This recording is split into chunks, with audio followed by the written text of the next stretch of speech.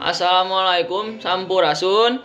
Wilujeng patepang deui sareng singguring jidan dina acara Warta Sunda dinten Sabtu kaping 20 Februari 2021. Salami 3 menit kapayun simkuring bade ngadugikeun warta baris warta anu kapindangkeun nyaeta Mangratus Imah di Cingiseud Kacaahan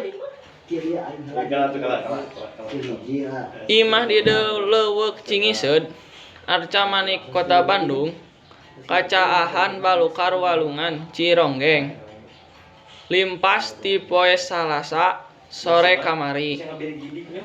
Tepi ka poe Rebo isuk-isuk eta caah masih ngeueum sawatara imah warga.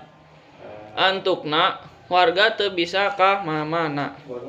Dumeh eta jalan diblokir keneh ku panghalang tina kai jeung dreum.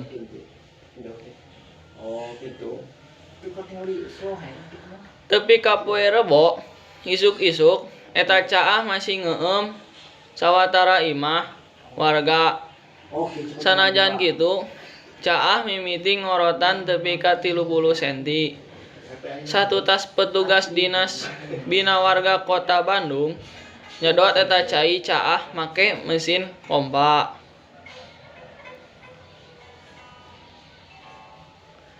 Najan caina ngorotan, kagiatan warga di Leuweuk Cingiseud Arca Manik Kota Bandung masih kateug pangna kitu jalan pikeun ngajugjug ka paimahan warga masih diblokir tur keueum.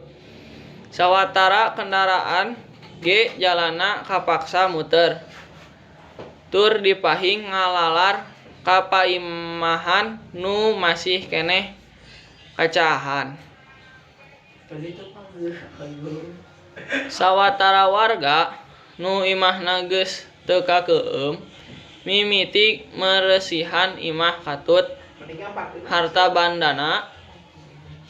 Warga Cingiseud Arca Manik Kota Bandung mihareup pamarentah sagancangna ngayakeun normalisasi walungan.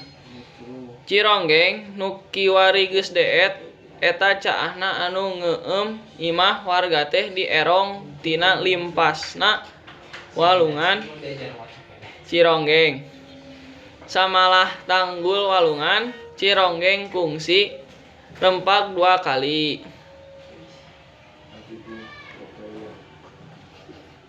Eta caah anu ngeueum Mangratus Imah warga di Cingiseud Arca Manik Kota Bandung teh mimiti narajang ti poe malem Rebo balukar walungan Cironggeng limpas satu tas hujan gede nu narajang ka eta Leuweuk. Mung sakitu anu dipigahatur ku simkuring. Hampunten bilih aya kalepatan. Simkuring pamit ngundurkeun diri. Wassalamualaikum warahmatullahi wabarakatuh. Hurip Sunda.